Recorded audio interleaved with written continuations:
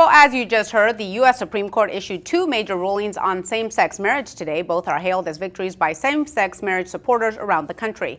One decision declared the Defense of Marriage Act unconstitutional, extending federal benefits to all married couples regardless of sexual orientation. The other ruling effectively dismissed an attempt to revive California's ban on same-sex marriage.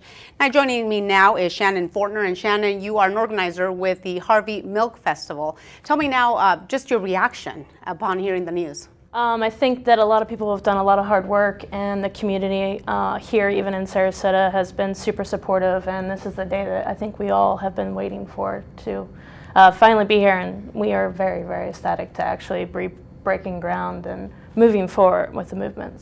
So still, not a resolved issue completely in Florida, but again, a big win from the U.S. Supreme Court for supporters. Now, thanks a lot, Shannon, for that. Next, we do want to share reaction from former Governor Charlie Crist to the Supreme Court's decision today. Here's what he had to say about the fact that Florida does not recognize gay marriage. I think it means that we have an opportunity to change that in the future. I really do, and I hope that we do. I mean, after all, who is government to tell you who to love or who to marry? I think that's a personal decision, obviously, and we ought to respect it.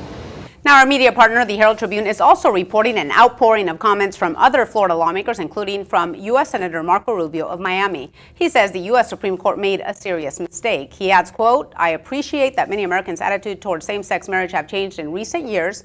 I respect the rights of states to allow same-sex marriages, even though I disagree with them. But I also expect that the decisions made by states like Florida to define marriage as between one man and one woman will also be respected," end quote there.